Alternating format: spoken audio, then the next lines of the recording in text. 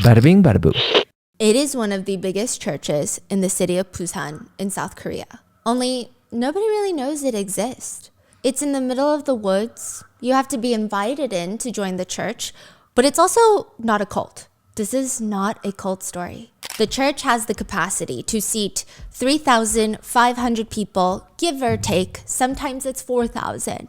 There are just what feels like an endless row upon row upon row of rock-hard church pews. Every church member is forced to sit on for hours every single Sunday. The pews, the chairs, they're at a firm 90-degree angle, and because attendance is so high, you're arm to arm. In the summer, it feels like you and the person next to you are gonna fuse together in the flesh because the sweat, the moistness, just touching each other for hours at a time. Winter is not as bad, but every single Sunday, the inevitable moment comes, like every Sunday, the red sack people. The Pastor Lim at the podium, will ask the red sack members to come up. It looks like a row of red floating balls that just float onto the stage. But they're people. They're wearing red burlap sacks with ugly paint on the front. And the ugly paint reads, "I am a sinner who has gone against God's word." Everyone in the church holds their breath as the pastor approaches the red sack people. His eyes look soft. They look sympathetic. He puts his hands on their heads and they bow down. The pastor closes his eyes. "In the name of Jesus, you are being punished." Then he moves to the next one. "In the name of Jesus, you are being punished." And then the next, one by one, he does this to all of them. "In the name of Jesus, you're being punished. In the name of Jesus, you're being punished." And then he turns around. The pastor does. And when he turns back to face the row of red sack wearing people, he has put on a pair of boxing gloves. And bam, he just starts pummeling them one by one to the ground. None of the thousands of people in this church look away. They're not allowed to. Their eyes are glued to the front. None of them stop the pastor. None of them scream. None of them shout. None of them do anything until these red sacks at the front are laying down horizontal on the ground, and now they're oozing red liquid. They're dead. He punched them to death? A lot of them get beaten to death. The church members think, well, they're lucky if they're dead, you know? If they're dead, their bodies will be dragged off, probably to be sold. If not, they're gonna repeat this again next week. This is not a cult. This is the Brothers' Home, a government-funded camp to cleanse the humans of South Korea for the Olympics.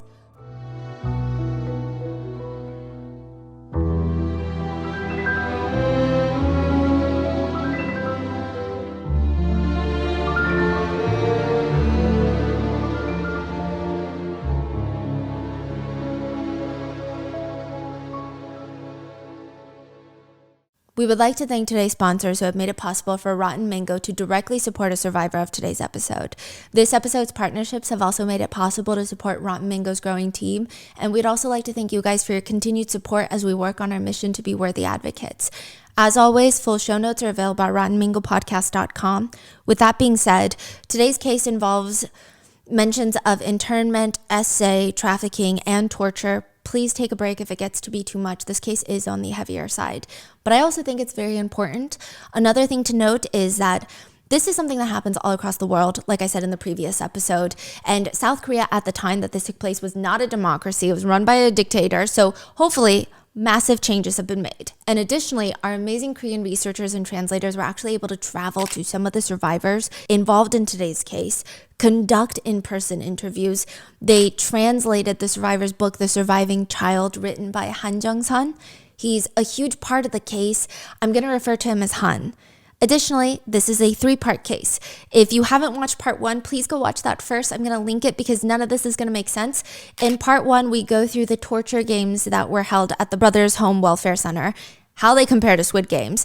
And in this episode, we're going to go through what they do to the dead bodies, as well as the saltwater food torture and what happens when you escape.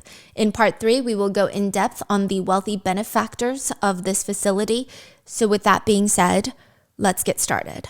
In season 2 of Netflix's Squid Games, the main character, Ki-hoon, he just survived Squid Games. In season 1, he walks away with $40-something million. But he more or less, was it worth it? I don't really know. He more or less had to kill his childhood friend that dies in the games to win. And the minute he comes home, he finds out that his mom is dead as well. So for a year, he can't even touch the money that he won. The idea that he would have to use this blood money, it just reminds him of every single person, all 400 something people that died in the Squid Games. It doesn't even make sense.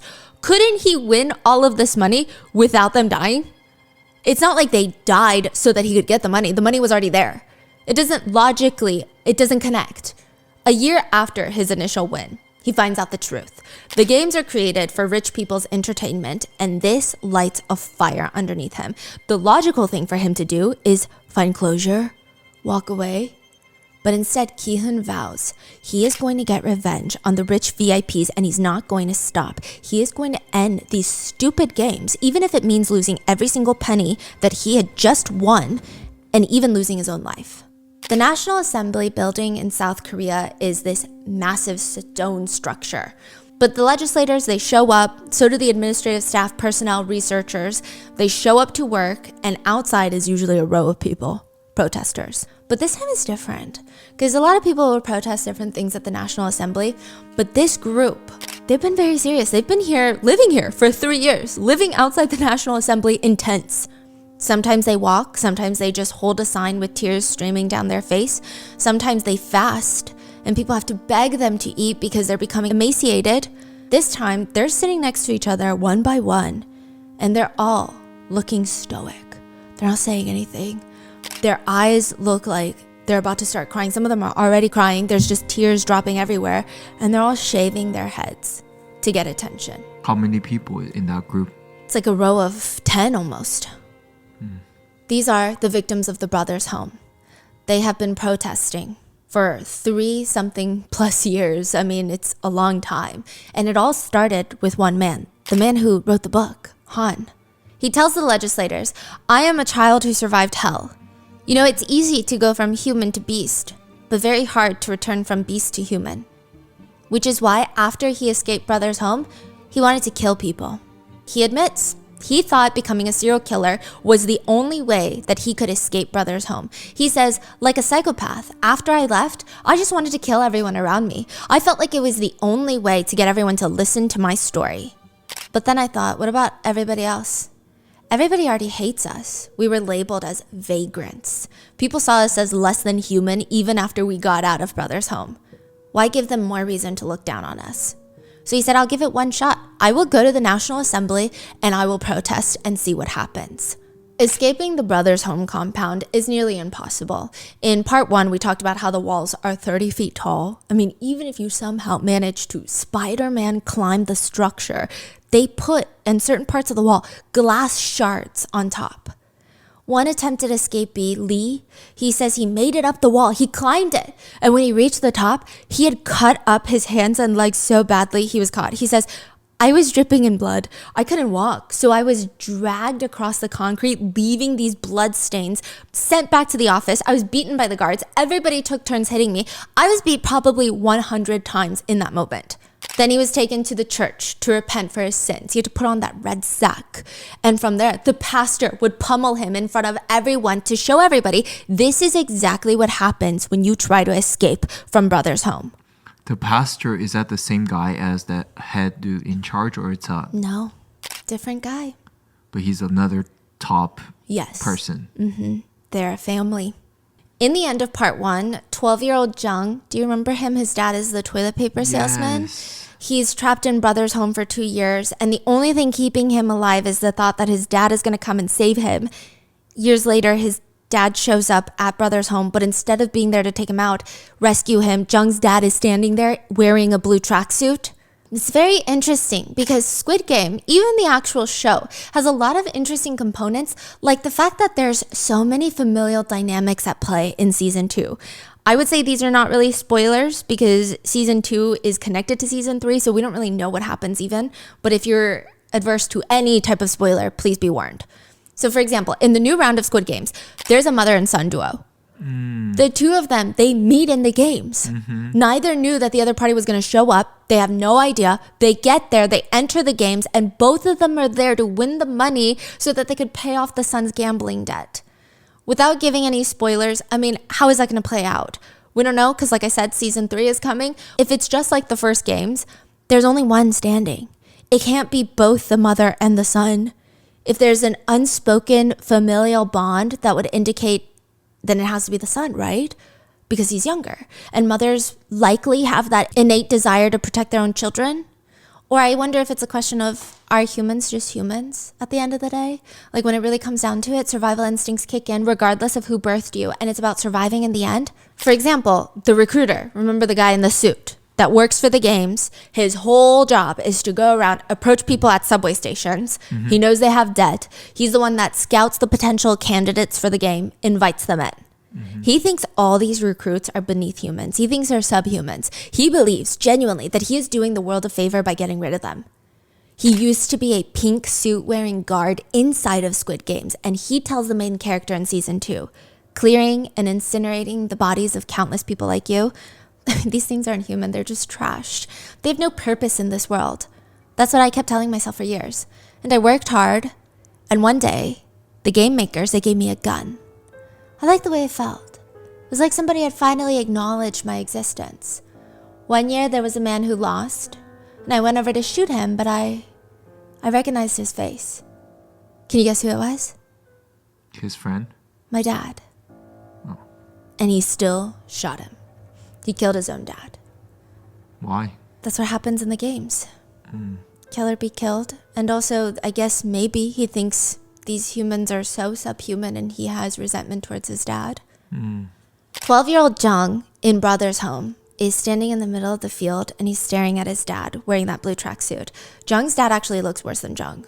He's lost so much weight. It's like someone just draped a blue tracksuit on top of a thin wire hanger. He can't even fit the smallest size. Jung says he looked terrible, just skin and bones. It's a complicated feeling. Are you happy to see the person that you have been praying to see for years, or do you feel sad and miserable and depressed that they're going to share the same fate as you and that nobody can save either of you? Jung says it's even more complicated because you have this weird shame component. He says, I didn't even want to meet my dad's eyes in there because I thought, wouldn't my father be ashamed to see me right now? It just was such a strange feeling. A few days pass since Jung first sees his dad. Anytime all the prisoners are gathered in the courtyard, he keeps his head down so his dad doesn't see him. And then one day he hears a familiar voice. Jung, are you eating well? It's his dad. His dad is looking around nervously and he's just glancing from side to side. And finally he reaches into his pocket and pushes a package into Jung's hands. It's a rice cake. It's a hardened rice cake. During the holidays, each prisoner receives one rice cake. It's just a small square of rice cake. He had been carrying the rice cake for days, not knowing when he would run into his son. He starved so that his son could get an extra bite. Jung breaks down when he's telling interviewers about this moment later on because he said, I was 14 at the time. I was so hungry. I ate the rice cake. I ate it all as soon as I got it. But afterwards, I just thought, I'm so immature. I mean, thinking about it now, how my father must have felt when he saw me, when he met me from his perspective, what he did to give me that rice cake, seeing me there, I mean, I think I was just too immature. Turns out, after Jung disappeared, Jung's dad spent a year searching for him, going everywhere, going to all the train stations, trying to figure out where the hell is my 12-year-old son? He would never run away like the police are claiming, so something's not right here. Also, the police, they're not telling him that his son has been taken into Brother's home. They're just saying, I don't know, maybe he ran away. Who cares about your son? I mean, police are the one that took him in. Yeah, they're the one that kidnapped. They don't even tell him. Because they get bonus points from the government, this is just going to cause more trouble. So they don't like it. They don't want to tell him. Crazy. So they kidnap the kids, and then the parents come in saying, oh, my kid is missing. And they're saying, oh, okay. We don't know what happened. Meanwhile, they're the one that took them. Yes. Wow. Jung's dad spends a year searching for him. No help, no hope from the police or neighbors. So he resorts to trying to drown out his sorrows in alcohol. One day, Jung Sr. gets so upset that he's drinking. I mean, sure, he's not the mayor of Busan, but he's thinking my son was a straight-A student. He meant something to the world. He could have been someone. He meant something to me. Isn't that all that matters? But the police, who are they? You know, they're here to serve the people, and they're treating him like dog poop stuck on their shoe. He walks over to the police station, not to start a fight or to be violent, just to protest, a one-man protest. Just help me find my son. Where is my son? You must help me. The police take one look at him. And they smell the alcohol in his breath. And they think, what a vagrant. Take him in. Wow. He walked into a police station. Yeah. Wow. Jung was in there since he was 12 till he was nearly 15. He says, I strongly resisted the essays at the time that were happening every single night to others, but because of that, I was beaten even more. It's a different humiliation that's different from just being beat. Even now, the shock is too much. I just knew I had to escape that hell. He's out in the courtyard one day, and his eyes are glazed over, just trying not to get burnt by the sun, which is really hard. Okay, so they're saying in the summers, even in the winters, it's really difficult because if you listen to part 1, they're only allowed to wash their face with coarse salt grains. It rips your flesh. It makes it raw in the sun. And then you're getting punched in the face by these guards every day. And now you have no moisturizer, nothing. You're just in the glare of the sun. He's squinting and he looks up and his heart starts pounding. He notices all the guards are busy. And there's been this one building he's always looked at, because if you were to get to the roof of that building, it's tall enough that you could potentially jump onto the ledge of the wall that's blocking them. Like the 30 feet wall? Yes. If you climb to the top of that building, the gap between the wall and that building are not that much, and it's about the same height, the roof and the upper ledge of the wall. So he takes the chance. He says, I ran like lightning to the building's roof. He jumps from the roof, knowing that he could very well land on the floor and die, or worse, survive only to be beaten to death, okay? But he jumps, lands on the ledge of the wall, scrapes himself from all the blood. He drops down from the wall on the other side. It's not nearly as high because it's built on a hill. He jumps down and just starts booking it. There's no looking back. He's sprinting through the woods, scraping his face. He can't even keep his eyes fully open because the branches are slamming into him and he doesn't want to slow down. He's just running. The next thing he knows, there's this massive barbed wire fence in front of him. What the hell is this? Some sort of secondary blockade? He doesn't even know how long he's been running. He just starts, without even thinking, climbing up the barbed wired fence, breaking the skin all over his hands, face, body. It's like going through a paper shredder. But he said he didn't even feel pain in the moment. The only thought being, I have to escape this hell no matter what. There is no other way. I have to escape this hell. He drops down on the other side. He made it. This is freedom. He made it past the walls. And then click.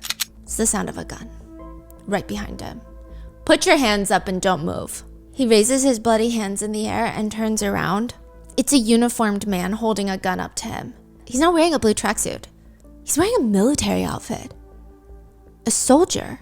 Jung had been so desperate, honestly, nobody knows how long he ran for. He doesn't even remember. But he ran for so long, he ran directly into a military base. Sneaking into a military base, to him, still can't be worse than being stuck at brother's home, right? I mean, that's what he thinks. He begs them to save him because all the other people that make it past the walls, if you're wearing the blue tracksuit, you're just brought immediately back in. You're seen almost like an escaped prisoner. And he begs the soldiers to save him, or better yet, don't save me. Don't do anything. Just let me go. I won't tell anyone. The soldiers load him up to a car and he's just begging, please sir, help me. Please sir, help me. The door to the soldier's car opens. They throw him out and then they throw something into his hands. It's a big loaf of bread. He's just standing on the road on the street. He's not back at brother's home. He's free. With that, the car just drives off. Wow. So they kind of saved him? Yeah, they did. They could have sent him back. I don't think that they knew anything of the true torture of what was going on at brother's home, but they had a lot more mercy than the guards at brother's home, clearly. They just thought if this guy doesn't want to go back that much, that he's begging and crying and willing to climb over a barbed wired fence, maybe he doesn't want to go back. It's an even more complicated feeling though, because at first Jung said it feels very surreal. He escaped, he's free. But then he starts panicking. His dad is still there. But he also starts panicking more because he realizes, what is he going to do? Call the cops and tell them that his dad is in brother's home? It's not like he can tell the police. The police are the one that took them in. There is nobody that he can trust. He was only ever taught, ever since he was a little kid, hey, when you're in danger, report it to the police station and ask the police for help. Now what? Jung decides if he's going to get his dad out, he still has to try and survive until then. He finds, ironically, a newspaper distribution center. He starts working there, sleeping there, eating there, and then one day the cops barge in and they take him in. They arrest him. Why? One of the neighbors reported a vagrant was living at the distribution center. What? They arrested him for being a vagrant. And just like in season 2 of Squid Games, just like Ki-hoon, the main character, when Jung opens his eyes, he's back in a blue tracksuit in a bunk bed at the brother's home. You are kidding me. Yeah. How long was he out? A few months. But he's a lot more bloodier now from all the beatings from running away. He said in that moment he realized, I'm never gonna get out of here. I'm never gonna get out of here, at least alive. Another survivor says, as you keep getting beaten up, you just give up. The end of all this waiting, you think you're waiting to escape. The end of all of it is just death. There's nothing to wait for except the day that you die. Nobody's coming to save you. Wait, so this was, okay, they started this whole initiative for the Olympic, right? It was prior to the Olympics, but they amped it up and the government started pouring more money into these welfare centers prior to the Olympics. But Right. the initiative started years before. Years before. Yes. So meanwhile, when this happened, like now it's what, like 3 years into this? Yes. Has the Olympics started yet or after? Oh, it's after. I mean, even after, they're still taking people. Oh, so now it's like they don't need to No. like put on anything for the tourism. They're still taking people from the Yes. streets. Wow, okay. Han and his older sister, the one who wrote the book, Han, they're dragged to the police station by their dad. Their dad's always been very irresponsible when he's drunk, but it never was like this bad. There were beatings here and there, but this felt very different. He drags them to the police station. Stay here, Dad will be back. In theory, this is the best place for their dad to leave them. In reality, this is the worst place for their dad to leave them. Because remember, the police are the ones taking them in. Han is 9. He says, my dad told us to wait at the police station for him. He promised he would come back and get us. The police don't care. Why did the dad left him there? It's unclear if he was trying to abandon his kids because it was too much responsibility, or whether he was in some sort of trouble and he wouldn't be home for a few days, and it'd be better to leave his kids at a police station than to leave them alone. So the father doesn't know. He has no clue that Brother's home is a torturous place, or that they're even going to get sent to Brother's home. He thinks they're going to be there when he gets back. Okay. Wow. Yeah, the Korean police stations are a little bit different. So in Korea, there's even things like police boxes. It's like a little box. Police officers are stationed in neighborhoods and they're part of the community. You don't really see them as like a cop. Yeah, like a security. You can Yes, talk to them. yes. So it's a little more communal. And he thought, okay, they'll be here when I get back if I do decide to come back for them. The police don't care. They throw the two, Han and his sister, into the back of the refrigerated windowless van. They drive them to Brother's home. Wait, so Han has a sister, older or younger? Older sister. She's 12, he's 9. Okay. And in the van, Han says, I started crying. I was asking to be let out and to be able to go home. For a moment, I remember the sky turning completely white. I heard a noise like cicadas were embedded, stuck inside my ears. And then the stars were going around my eyes. And then once that gradually faded, I realized that man just slapped me so hard, I almost lost consciousness. I looked around the van. Only then did I realize there were about 5 other kids our age in the car, besides the strange men. And that's how I ended up at Brother's home. Han, just like the others, he has to go through all the survival games, which consist of very creative ways to just torture everyone in blue tracksuits. The guards just torture thousands of people. And like I said, some of them are as young as 4. Some of them are elderly people. The torture is non-discriminatory. Everybody's getting tortured. And the torture doesn't even end with the twisted activities. This whole place is almost manufactured to make every aspect of the day feel like walking on glass shards that have been heated to be 100 degrees. There are 2 time slots for food for the day. Designated time slots. There is exactly 30 minutes to eat, which sounds like more than enough time until you realize there's 3,500 people who have 30 minutes to eat. Everyone only has about 3.5 minutes to grab their food, sit down, inhale it before getting up for the next people to sit down. You always hear, first X number of people, go, go, go. People are getting smacked and beaten up if they're not eating fast enough. The first few meal times are said to be the hardest because it's hard to even swallow the food that they're giving you, let alone do it in 3.5 minutes, just shoveling it in. you would spend at least the greater chunk of that time just gagging. The food is almost always the same. It's rotten rice. So the rice, they leave it in these damp containers and they become moldy, and there's those rice bugs everywhere. They don't rinse the rice. They don't get rid of the bugs. They just steam it just like that. Fermented fish, but the fish is always rotten and it's fermented without seasonings.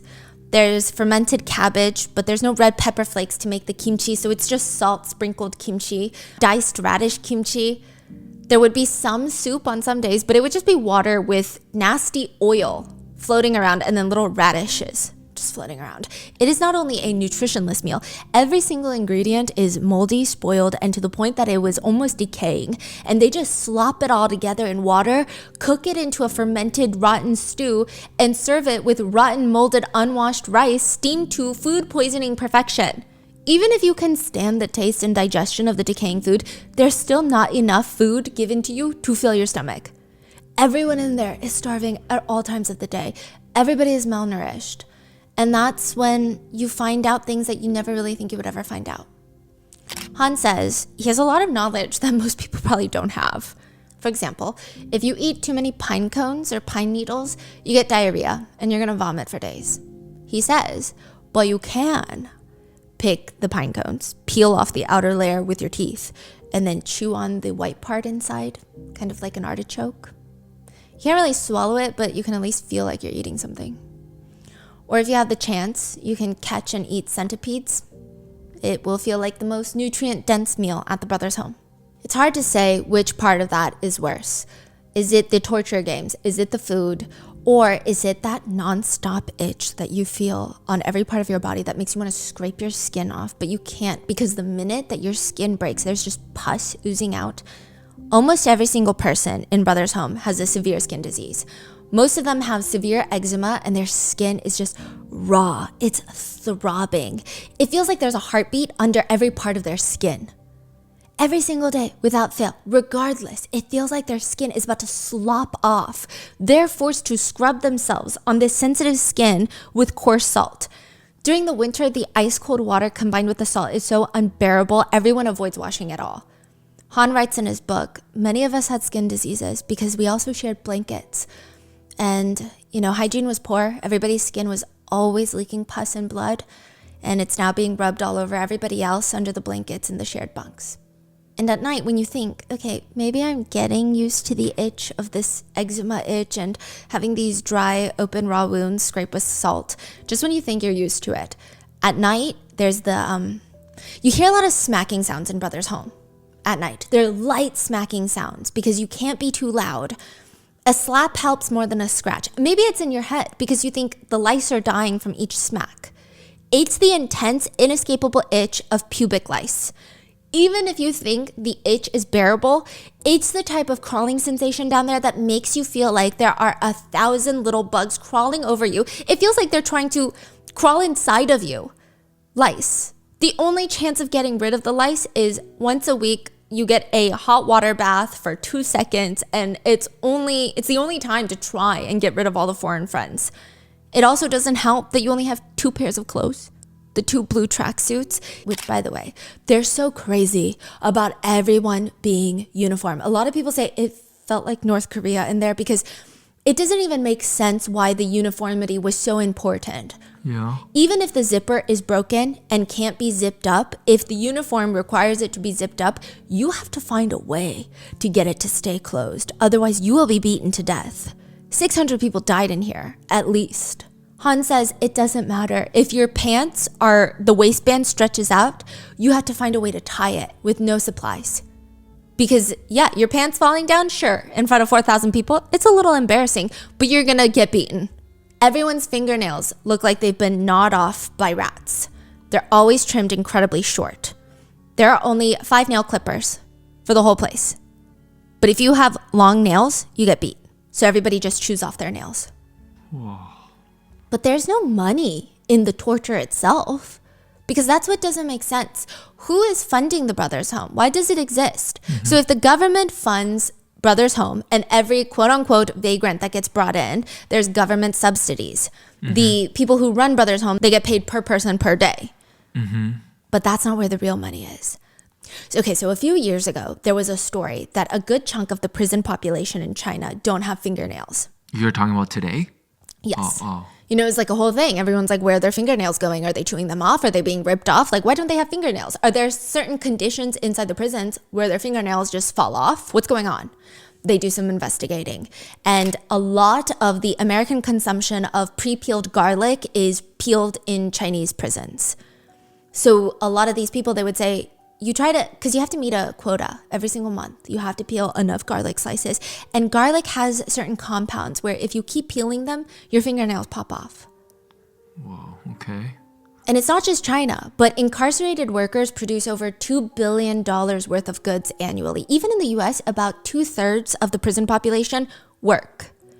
And a lot of them, for some weird reason, are in the food industry. The prison complex and the agricultural business are like hand in hand. So they're working, you're saying? Yes, and they're getting paid like 20 cents a day. Are you talking about Brothers Home? Or Yes, everywhere. So in US yeah. prisons, they're working. In prisons across the world, they're working. And then Yeah. in Brothers Home is this crazy trickle of money. The facility gets paid by the government just for housing the vagrants.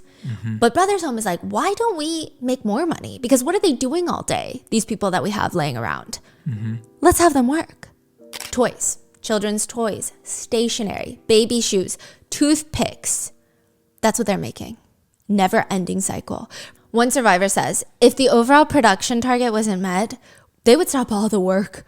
They would send the workers out into the field and they would beat us one by one mercilessly with these giant pliers and hammers on the inner thighs. Your inner thighs would be all bruised, and my only thought at work was, I must not get hit. The worst part was a lot of the kids worked in fishing hook factories. They have to make fishing hooks.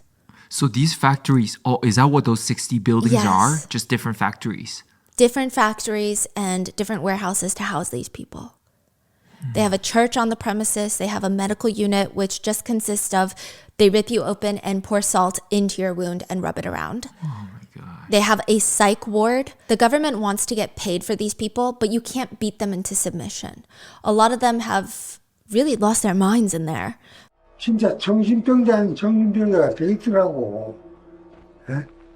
So they just throw them into the psych ward where they drug them nonstop and they just get essayed and abused.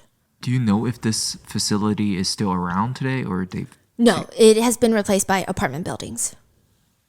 Yes, because back then Busan was not as, it wasn't that big of a city. I mean, it was, but it wasn't what it is now. Wow. Yeah. So the worst for the children, though, is this one factory where you make fishing hooks. They say when you work that quickly making fishing hooks, the hook gets stuck under your fingernails. And the purpose of a fishing hook is not release whatever it's latched onto. So when you work quickly, the hooks get stuck, and when you pull it out, your nail gets pulled out as well. You have to tear the flesh to get them out. They say you rip off your own fingernails to get the hooks out because you can't work and produce when you have fishing hooks stuck on each of your nails. There's not even time to think about what you're doing. It's just constant thoughts of, if I don't do this, the beating is going to be worse than this. They keep working faster and faster. One survivor says, the day starts at 5. We make our beds. We have to do that in 5 seconds, very quickly, like the military. If not, you're going to get beaten by the guard the first thing in the morning. Then they do roll call. Then you go outside. Then you do the washroom with just salt. 3 seconds of water, salt for face wash, salt as toothpaste. Then you have to sing the military anthem. And one of the survivors says, I don't understand the point in that. If we were not in sync, we were beat. It just didn't make any sense what the point was. It's not even a real military. Then they would be sent off to the factories. A survivor states they forced people to work in factories to produce products, and then those products would be sold to the public. The facility pocketed money from the products as well as benefiting from the free labor, as well as getting paid government subsidies. Another survivor states, after all of that, 14 and 15-year-olds were forced to carry sacks that weighed 60 pounds back and forth for construction to happen. All those buildings Oh, they're building it too, huh? were built by them. Whoa. It was a nightmare. This If is crazy. the children were unable to keep up, they would get beat. So the kids avoid getting beat. They're forced to work harder. The survival instinct would kick in, and it was astonishingly painful. They were forced to build the wall even that held them prisoner, the giant 30-foot wall that made it nearly impossible to escape. They were forced to build it. They say to build this wall, you have to carry up stones. One of the adults in front of me became exhausted and sat down for a moment to rest. The guard on site smashed the man's head with a wooden bat, and he died on the spot. Yeah, that was the first death that this survivor witnessed. It wouldn't be the last. But because it was the first, he said he was so consumed with fear he couldn't eat or sleep for the next few days. And in Squid Games, there's this subplot. I'm sure you guys have all watched season 1, and even if you haven't watched season 2, the subplot is continuing. We don't really know how it's going to resolve yet, so I don't know if this is a spoiler, but there is a subplot of the guards, the pink uniform wearing guards in Squid Games. They will take the bodies that they've shot down, the losers of the game, if you will, and they're supposed to shoot them dead. But instead of killing them, they immobilize them. Then they take them into this little bunker where a doctor shows up to try and sell the organs, take out the organs. It's very fascinating, the levels of profit. So the VIP clients, they get their entertainment out of these people dying, out of watching them kill each other for survival and for money. That's their entertainment. To the guards that are one step above the contestants, they take advantage of the contestants by, in death, selling their organs and profiting. The same goes for Brothers Home. Right, that's my question. Why are they so evil? Like, yes. you don't... Yeah, okay. The facility will continue to profit even if the victims die. One survivor whose sole job was to clean up messes, particularly the messes of people who were escaped, recaptured, and beaten. He says, my job was to clean up after them. But how? How do I clean it up? Wiping away the bloodstains, cleaning up the aftermath? I mean, I saw people all laying there on the floor with their eyes wide open. They were dead. The total number of people that died is said to be around 551, but it's likely that the numbers are far higher than that.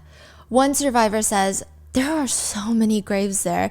If you look behind the church where the weeds grow thick, some days you would see mounds being made, just so many.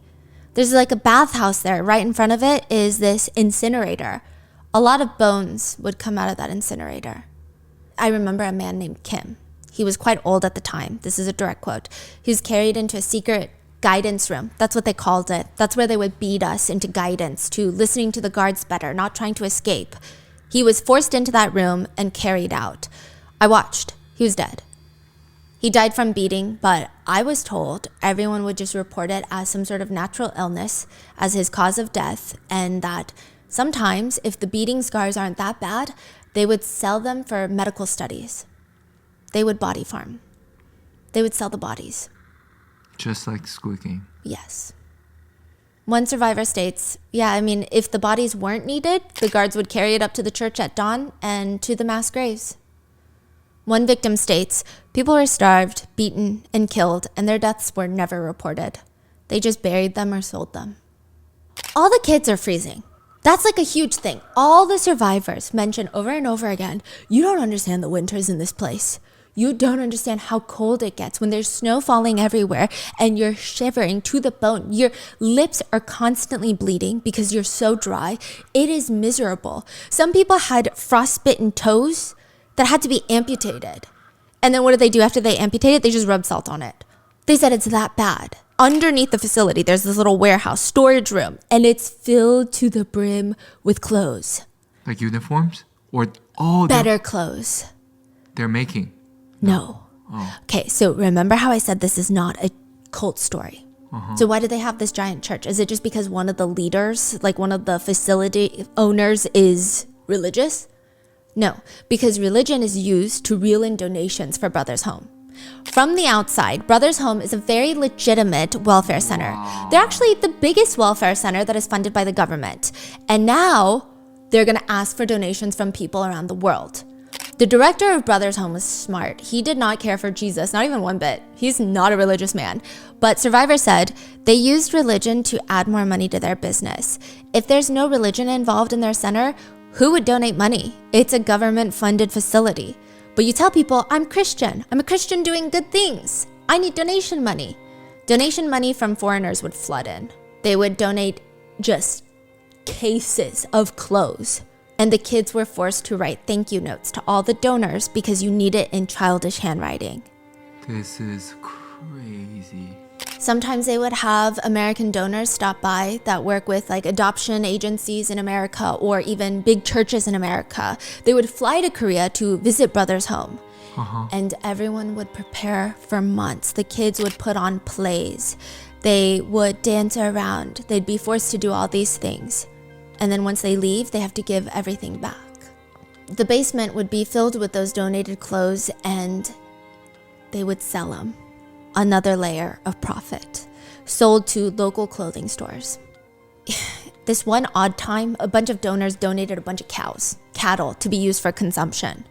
And Han said they took the cow and paraded it around the field, taking pictures with all of us, smiling with the cow, and showed it off. And everybody was so happy, thinking we would get beef bone soup or something the next day. And the next day, it was just rotten oil broth. No beef. They took the cows to the market to be sold.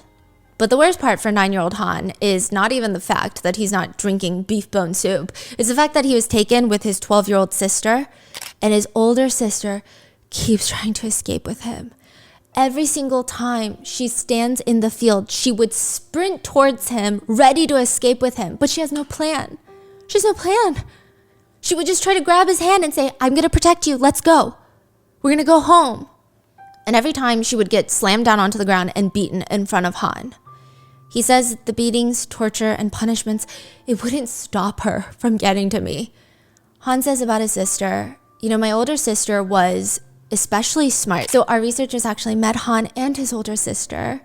They left like a video message for us as well, but he says his older sister is especially smart and capable, which our researchers actually noted, and we'll talk about that in part 3. She's like the only blood relative that taught Han anything, because they're poor village kids. He doesn't know how to write. She would teach him. And then on their way home one day, this is when they were free, he saw this 달고나 cart. Oh, it's just all full circle. Okay, he sees this 달고나 cart, the candy cart. And he's like, sister, can I get a 달고나? And she doesn't have money. So she says, you know what? I'm going to go home and I'm going to make it for you. He says, my sister put a ladle on the briquette stove. It was her first time doing this.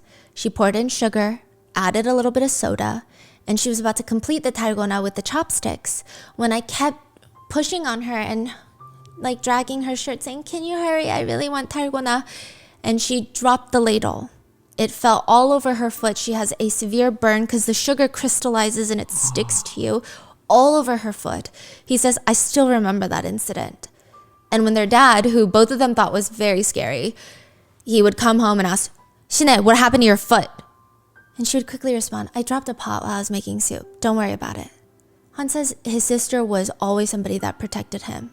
And even now, she keeps trying to protect him by having them escape. But all that's happening is she keeps getting beat over and over again. She would run to him in the cafeteria trying to hug him. Father's going to come find us, okay? Don't be scared. Father's going to come find us. He says, you can't imagine how difficult it was to look at each other in that atmosphere of fear. Rather than being a source of support or comfort for each other, it just became more painful. I lived witnessing my sister gradually losing her mind. Okay, so in the book, it's very explicit, but I think he would rather it not be explicit. So Han mentions that people from his sister's platoon would come to him and report back the types of torture that were inflicted on her because she tried to save her brother. And the types of torture, you can imagine what they are, especially being a woman in a facility like this. In some sick, twisted way, some of the kids would even taunt him about it. He said, I lived witnessing my sister gradually losing her mind. First, it was just this panic of, we got to get out of here. I'm going to help us escape. And then slowly, she would start talking to the walls. She would do anything. It doesn't matter. She wouldn't feel her own pain of being beat. When Han got beat on the field, she would run and cover his body with her own. And it would just result in both of them getting beat. And her torture was, both of them were essayed during their time there, but it was just really bad. He says, I lived witnessing my sister gradually losing her mind. If she had been completely out of my sight, I might have forgotten her existence entirely. But because she was next to me for 3 years and 6 months, I witnessed everything and I can't forget it. Every time his sister would be in the field, the guards would laugh. The weirdo's coming again. She's starting again. And without fail, when Han would look, it would be his sister running towards him, trying to help him escape. And the guards that were laughing, 2 seconds ago, suddenly they yank her down by the hair as she rushes towards him, throws her onto the ground, and drags her away forcibly to torture her. Eventually, she was taken to the psych ward where Han would climb the window just to see her. There was a few platoon leaders that he liked, like the guards, where they were tall and they would let him climb on top of their shoulders to see in through the window just to see his sister. And he thought maybe if she sees my face, she'll get better and she won't lose her mind and she'll realize, okay, I gotta get out of here strong. But when he looks into the room, she doesn't even recognize him because she is not there. They have her on they have her on antipsychotics that she does not need, on high doses every single day. She's in a daze.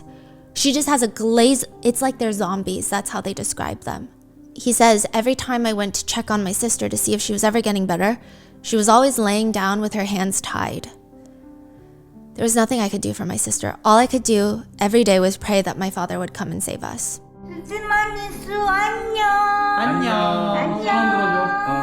He says his biggest regret was before she was taken to the psych ward, one of the leaders was beating his sister, the guard, and they told Han, I'm not going to stop until you repeat after me.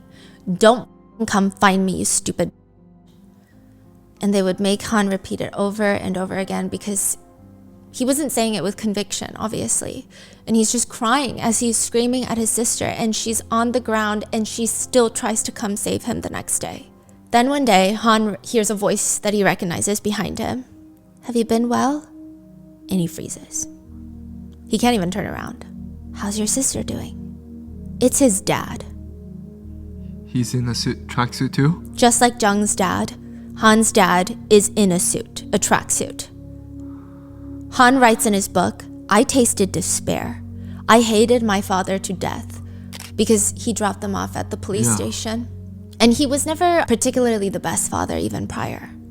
He said the thought that I could never escape this place now tormented me. And now this man is wondering, how's your sister doing? Han scoffs.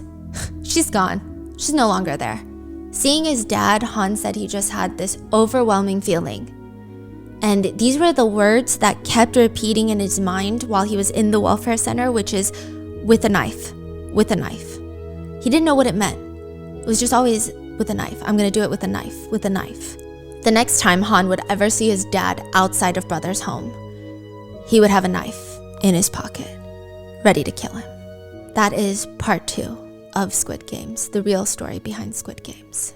Part 3, we will tell you what happened to Han and Han's sister, Han's dad, as well as all the other victims who were outside of the National Assembly, and also the family who does not get punished and are in Australia living as millionaires.